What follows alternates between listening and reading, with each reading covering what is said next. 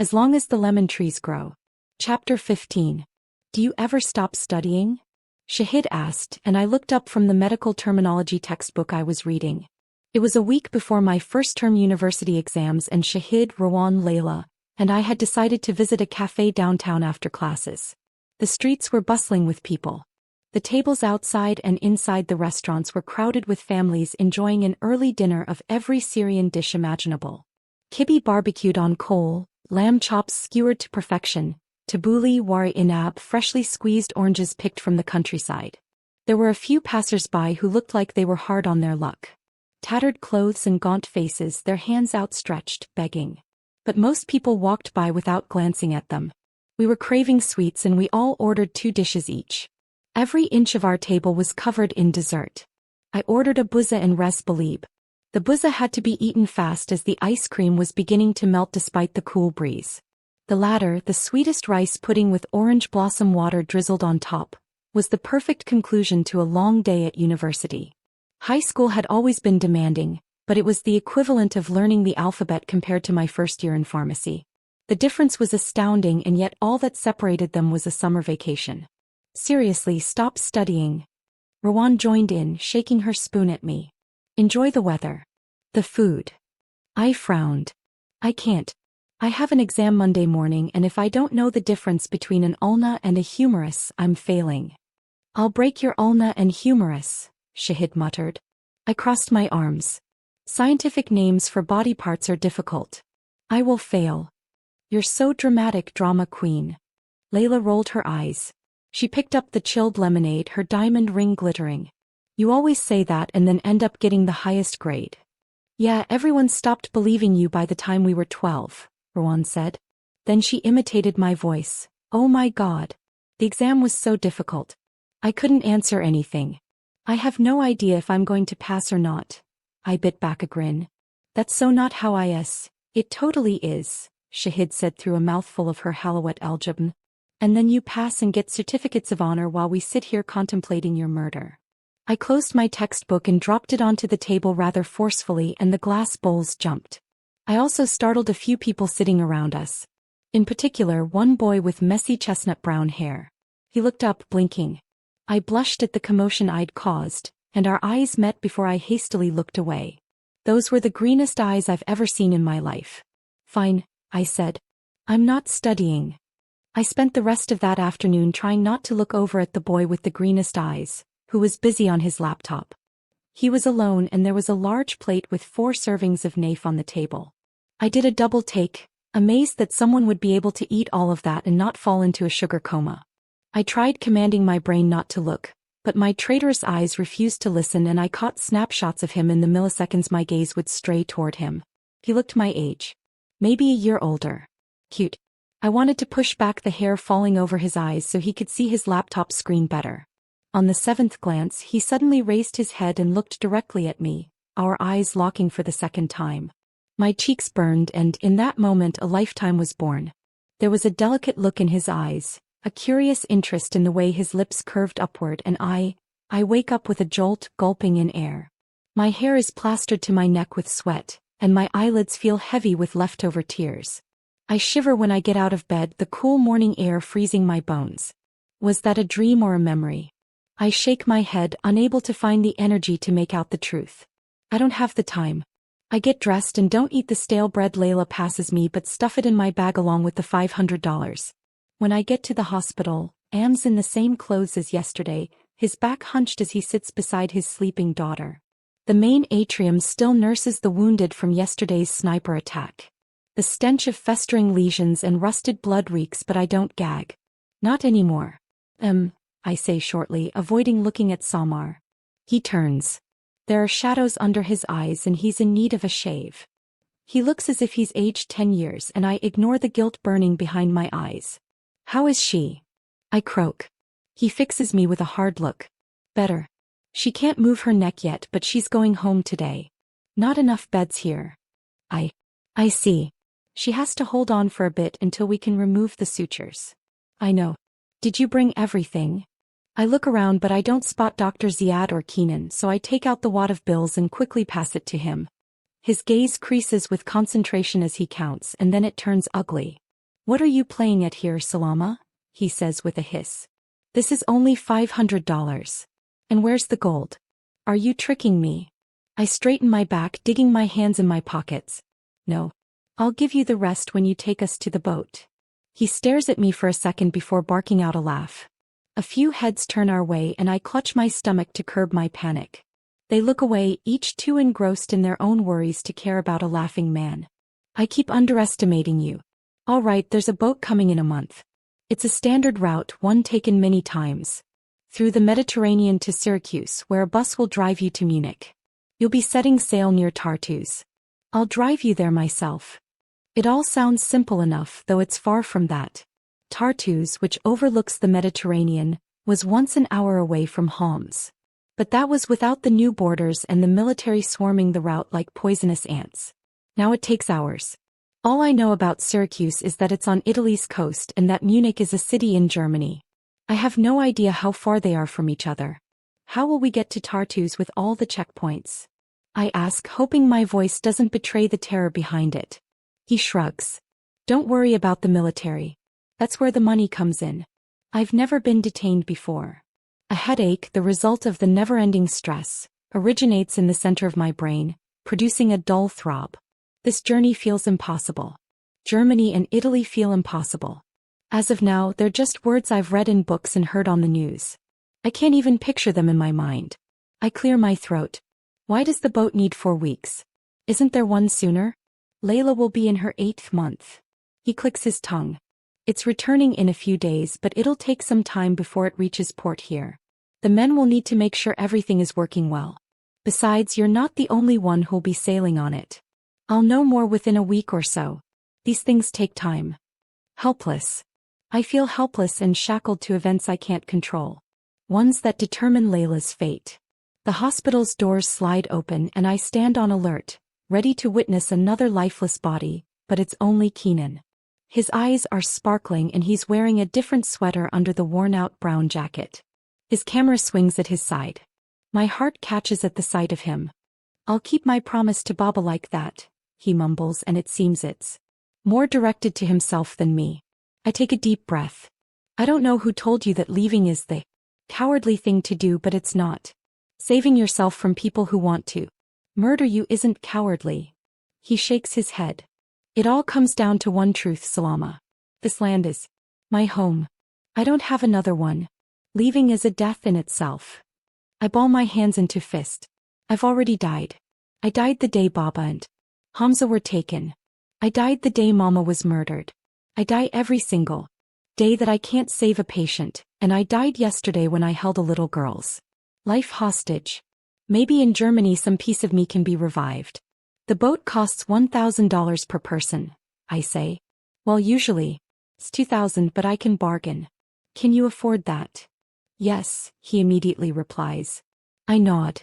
You have a month, Keenan, I say in a low voice.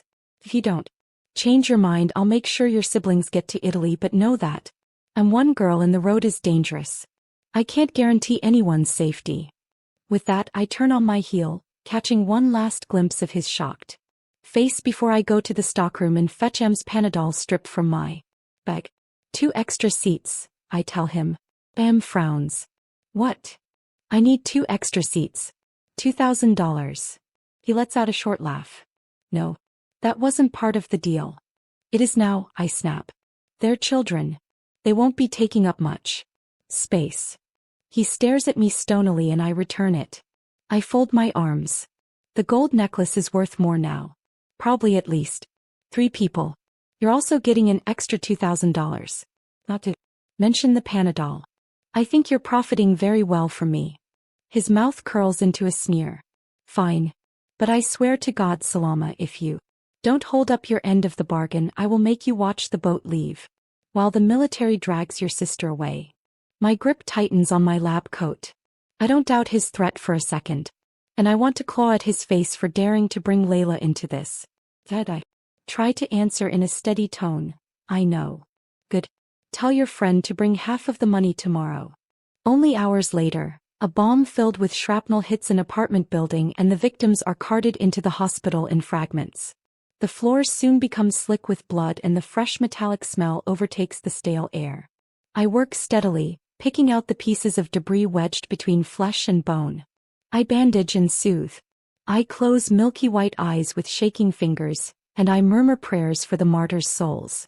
I work until my limbs protest with exhaustion and then I work even harder. Anything to shut out what I did yesterday. Each person laid out in front of me is Samar and each one I don't save is Ahmad. I don't feel the time passing. Not until my brachii muscles scream and I let my scalpel clatter to the medical basin. It clangs loudly, spraying flecks of blood over my lab coat. My arms shake and my neck feels stiff. When I look up, my eyes cross and I sway a bit. Whoa! I hear someone exclaim and a hand grabs my arm before I collapse on the floor. I see two Keenans wavering above me. Their hair sticks up from all sides, a sheen of sweat glistening on their foreheads and worry coating their eyes. Salama? They ask, their voice distant and echoey. Oh my God. I blink and Keenan's one face refocuses. He's near, so near. He looks up, searching the atrium for help, and I'm suddenly aware he's half supporting me, one hand on my back.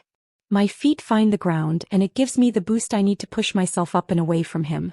The lingering heat of his fingers is still pressed against my back, burning through the fabric into my skin.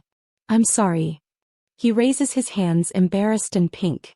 You were falling and it's fine, I say, my voice raspy and throat rough. From misuse, from tightening its muscles the whole day, I don't know. I look around and all I see is red and gray figures slumped over one another and the miasma of despair clinging to the air.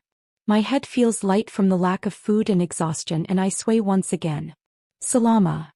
Keenan extends an arm and I hold on to it, my stomach twisting. I'm choking on the blood my hands are soaked in and I turn around to wash it away. My clothes stick to me like a second skin and I need my brain to stop shouting at me. I say, then stop, feeling like I'm about to vomit. He nods, quickly steering me away through the patients and flinging the front doors open. I'm confronted with the late winter wind, freezing the sweat on my face. I'm supporting myself on his arm, gripping him tightly, trying to breathe through my nose and focus on anything but the gnawing sound of amputated bones. Peonies. Fragrant flowers. A tonic from the petals can be used as a muscle relaxant. Peonies. Peonies. Peonies. My legs still can't carry me and I almost trip, but Keenan's arm slips under mine, hauling me upward so my cheek is pressed against his jacket. The material is soft with wear and I take in his scent. Lemons. I have no idea how, but he smells like the freshest of lemons and it's a comfort against the panic raging through me.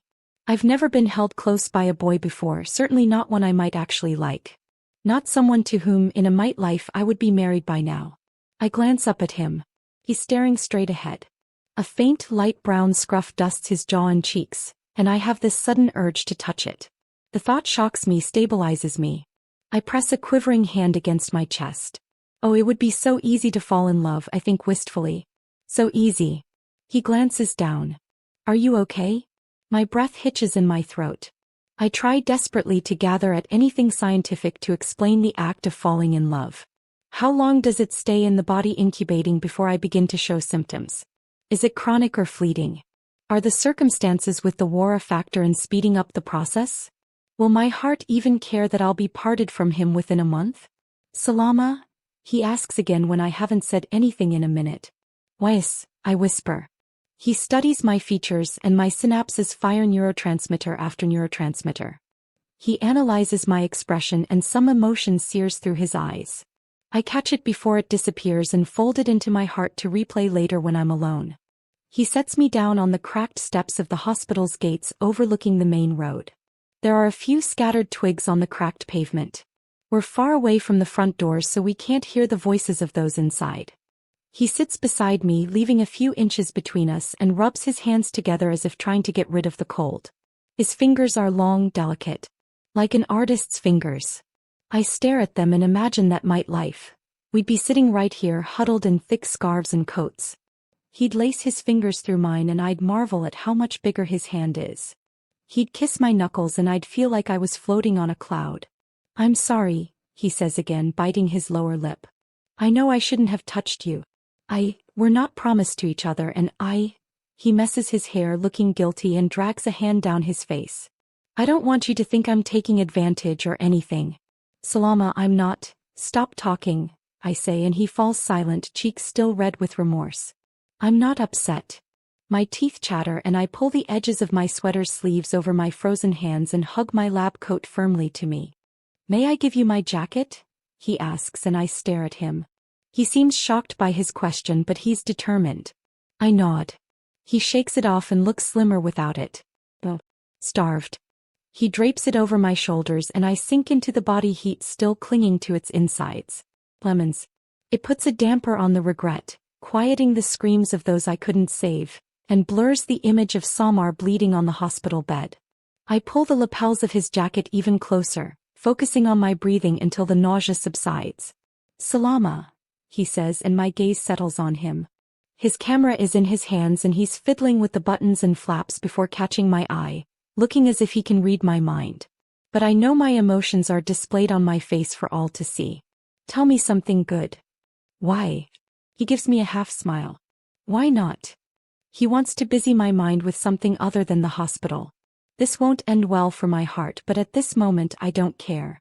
He's here beside me and for a while I want to pretend. I want to believe in Layla's words. I throw the end of my hijab over my shoulder and look up at the sky, watching the way last night's thick clouds refuse to scatter. They look like a healing scab. There are dark gray ridges between the clusters and slivers of the late afternoon sun's rays lighten the mass in between. I clear my throat. The wind blows against us and a stray piece of wrinkled paper dances along the road. No one's walking on the pavement. There's an abandoned car at the end of the street that's been burned down to the frame, the flames having scorched the path beside it black. Keenan is staring at me, but I can't bring myself to look at his gravitational gaze, so I reach down and pick up a twig. It's slightly wet from the touch of winter. I run my fingers over the protrusions and rough edges. I used to dream about the color blue, I say, and I feel his surprise. He leans in a bit closer and I don't think he realizes it. The twig's scars mirror the ones on my hands. No longer able to sustain new life. Layla had painted a shade so unique I thought it would bleed into my hands. It was a painting of a quiet sea and gray clouds. I've never seen a color like that before in my life.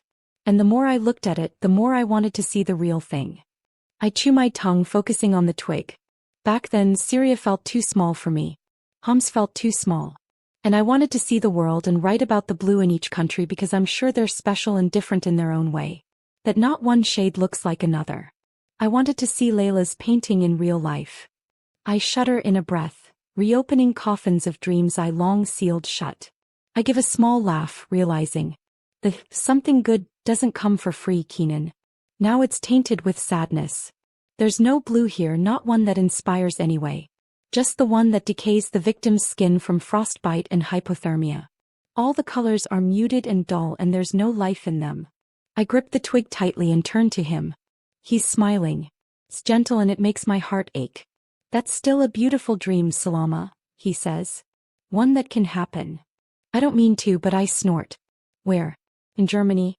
I'm not sure I'll see colors there like I used to. And even then, people like me don't deserve to see them. No matter how much I want to. Keenan stretches each finger, flexes his wrists. It might be difficult at first. The world might be too loud or too silent. It might be neon bright or pitch black, but slowly it'll put itself back together. It will resemble something normal. Then you'll see the colors, Salama. My lips part and a desire awakens in my heart. Do we even deserve to see them, Keenan? I whisper after a minute, and from his expression, I know he understands I'm not talking about colors. Survivor's remorse is a second skin we are cursed to wear forever. He looks away, his lips drawn tight, because this isn't an easy question to answer. Time is the best medicine to turn our bleeding wounds to scars, and our bodies might forget the trauma. Our eyes might learn to see colors as they should be seen, but that cure doesn't extend to our souls. It doesn't. Time doesn't forgive our sins and it doesn't bring back the dead. I fidget with the twig. You don't have to answer that. He looks at me guiltily. Salama, I shake my head. Let's sit here for a while, okay? Before the next storm hits. He cracks his knuckles and nods, stray strands of his hair catching in his eyelashes. We sit side by side, resting our hands on the pavement, fingers inches away from one another. And I can't remember the last time my mind was so quiet, comfortable in the unspoken words filling the silence. And it's in this silence I replay the fleeting look in his eyes when he held me. Longing,